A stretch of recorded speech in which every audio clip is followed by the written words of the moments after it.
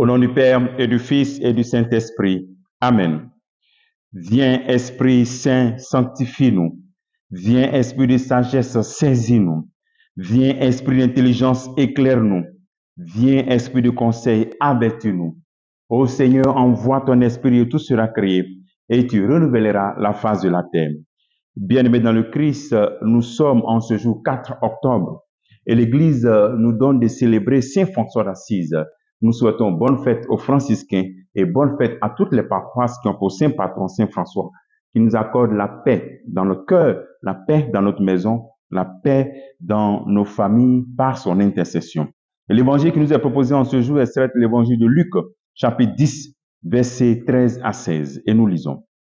En ce temps-là, Jésus disait, « Malheureuse es-tu, Chorazine, malheureuse es-tu, Bethsaïde, car si les miracles qui ont eu lieu chez vous avaient eu lieu à Tyr et à Sidon, il y a longtemps que leurs habitants auraient fait pénitence avec le sac et la cendre.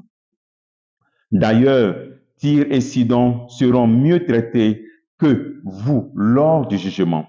Et toi, Capharnaüm, seras-tu élevé jusqu'au ciel? Non.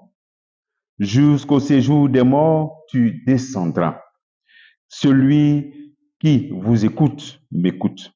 Celui qui vous rejette, me rejette. Et celui qui me rejette, rejette celui qui m'a envoyé. Acclamons la parole de Dieu. Louange à toi, Seigneur Jésus. Voici la menace que le Christ est en train de faire sur ces villes, sur des personnes, des habitants qui refusent la bonne nouvelle, qui refusent d'accueillir la parole de Dieu. Capharnaüm, Bethsaïde, Chorazine. Ces villes où le Christ a réalisé la plus grande partie de ses miracles. Il a réalisé beaucoup de miracles dans ces villes. En réalité, à travers cette menace que le Christ lance sur ces villes, c'est un appel que le Seigneur nous fait aussi. Parce que nous aussi, bien des fois, nous sommes Capharnaüm, nous sommes Bethsaïde, nous sommes Chorazine. Nous avons vu le Seigneur faire des miracles. Nous avons vu des miracles dans notre vie et aussi autour de nous. Mais nous refusons encore de croire en la puissance de Dieu. Le deuxième appel, c'est de nous faire comprendre le sens des miracles. Le sens des miracles qui sont réalisés au temps de Jésus-Christ et maintenant qui continuent de se réaliser sont des signes qui pour créer en réalité la repentance. Les signes pour créer la repentance. C'est-à-dire faire pénitence avec le sac et la cendre, comme les habitants de Ninive ont fait quand Jonas a prêché. Jonas chapitre 3, verset 8.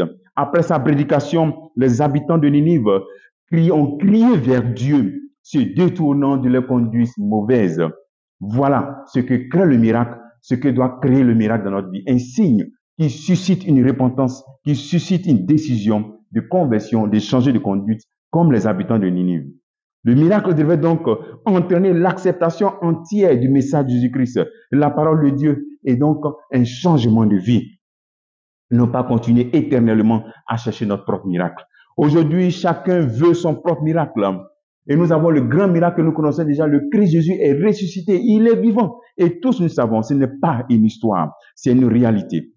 Et nous oublions que le plus grand miracle que le Seigneur voudrait voir se réaliser dans notre vie, et qu'il voudrait s'accomplir, que cela s'accomplisse dans notre vie, c'est le changement de notre vie.